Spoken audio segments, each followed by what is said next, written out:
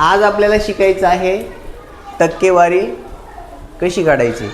तर आपण परीक्षेमध्ये मार्क घेतो प्रत्येक विषयाचे आणि मग सर्व विषयाचे एकूण मार्क आणि आपल्याला सर्व विषयांचे टोटल मार्क किती मार्क मिळालेले आहेत। तर पैकीचे मार्क असतात, समजा 100 मार्काचे पेपर असतो आणि आपल्याला 70 भेटतात, 60 भेटतात, 50 भेटतात, 80 भेटतात। तर समजा आता 7 विषय आहे, 7 विषयाचे 100 प्रमाणे 700 मार्क झाले, पण आपल्याला 500 भेटले। किती भेटले?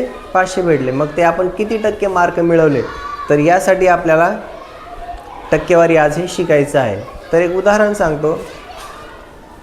एक रोजगार हमीमध्ये काम करणारा खूप मेहनती आणि जिज्ञासू कष्टकरी व्यक्ती,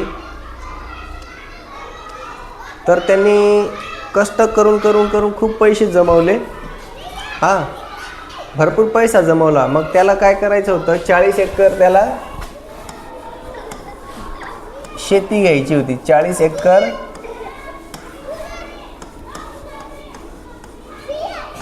एकर त्याला शेती घ्यायची होती। मग ते 40 एकरची किंमत होती 1800 कोटी, 1800 कोटी रुपये। किती कोटी रुपये? 1800 कोटी। पण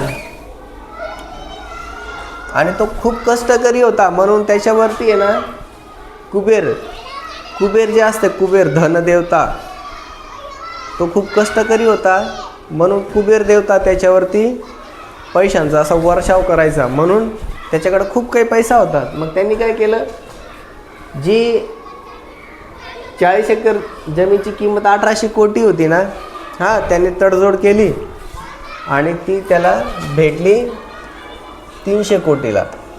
कितीला? 300 कोटीला। म्हणजे बघा, त्याचा इथं नफा किती झाला? 1500 कोटी रुपये। किती नफा झाला? 1500 कोटीचा त्यांनी ज्याच्याकडनं घेतली जमीन त्याचा तोटा झाला, आणि पण त्या रोजगार हमीमध्ये काम करणाऱ्या व्यक्तीला 1500 कोटीचा नफा झाला। तर आपल्याला बघायचं आहे, जर समजा 100 पासून आपण टक्केवारी काढतो, तर आज बघू आपण 1800 कोटी बरोबर हे 100%। तर त्यांनी 300 कोटी रुपयाला ती जमीन घेतली, तर 300 कोटी बरोबर किती? तर आपल्याला तेच बघायचं आहे।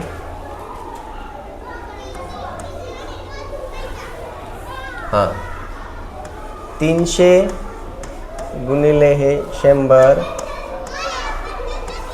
भागिले हे 1800। तर याच्यात काय करायचं, वर खाली जे शून्य आहेत ते कट करून टाकायचे। हे दोन्ही शून्य कटले, हे दोन्ही शून्य कटले, आता राहिले 300 आणि भागिले हे 1800। तर बघा, 6 त्रिक 18, 6 पंचे 30 आणि 6 0 0। आता राहिलं फक्त वरती 50 आणि हे भागिले हे 3। अजून हे भागाकार पूर्ण झालेला नाही।